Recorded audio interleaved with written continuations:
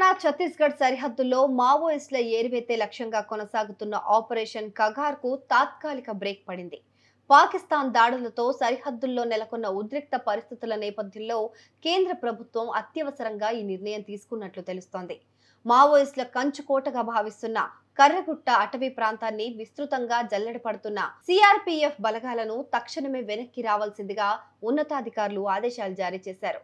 తెలంగాణ సరిహద్దుల్లో వ్యూహాత్మకంగా మోహరించిన సిఆర్పీఎఫ్ కోబ్రా ప్రత్యేక దళాల జవాన్లను వెంటనే తమ హెడ్ క్వార్టర్స్ లో రిపోర్ట్ చేయాలని స్పష్టమైన ఆదేశాలు అందాయి. దీంతో ములుగు జిల్లాలోని వెంకటాపురం, ఆలుబాక, వీరభద్రపురం, పెద్దగుట్ట వంటి సున్నితమైన ప్రాంతాల్లో మోహరించిన బలగాలు ఆపరేషన్ సింధూర్లో పాల్గొనేందుకు హుటాహుటిన బయలుదేరుతున్నట్లు తెలుస్తోంది.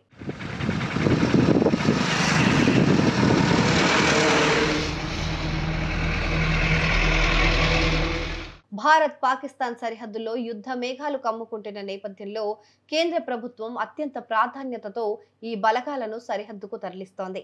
సుమారు 5,000కు పైగా సిఆర్పీఎఫ్ జవాన్లను కర్రెగుట్టల నుంచి వెనక్కి రప్పిస్తున్నట్లు సమాచారం. ఈ బలగాలు రేపు ఉదయానికల్లా భారత్ పాకిస్తాన్ అంతర్జాతీయ సరిహద్దుకు చేరుకునేందుకు సిద్ధమవుతున్నాయి. దేశ భద్రత దృష్ట్యా ఈ నిర్ణయం తీసుకున్నట్లు తెలుస్తోంది.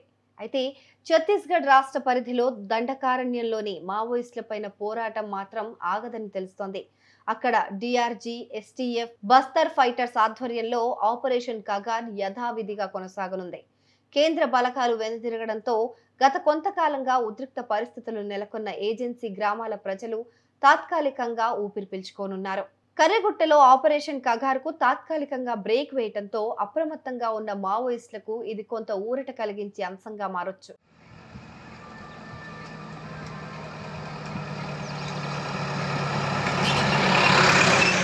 అయితే దాదాపు 20 రోజులుగా ఈ ఆపరేషన్ కగార్ కొనసాగుతూ వస్తుండగా ఇప్పటికే పెద్ద ఎత్తున మావోయిస్టులు హతమయ్యారు. భీకర ఎన్కౌంటర్లలో ఏప్రిల్ 26వ తేదీన 38 మంది, మే 7వ తేదీన 22 మంది, ఆ తర్వాత జరిగిన ఎదురుకాల్పుల్లో పదుల సంఖ్యలో మావోయిస్టులు మరణించినట్లు తెలుస్తోంది.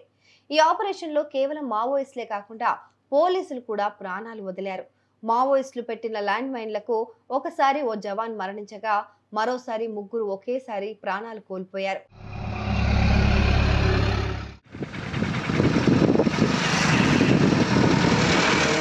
అయితే ఇప్పుడు ఈ ఆపరేషన్ కు తాత్కాలిక విరామం ప్రకటించగా మావోయిస్టులు ఎలాంటి స్టెప్ తీసుకుంటారు, రానున్న రోజుల్లో ఈ భద్రతా దళాల వ్యూహం ఎలా ఉండబోతోంది అనేది మాత్రం కాస్త ఉత్కంఠను కలిగిస్తోంది.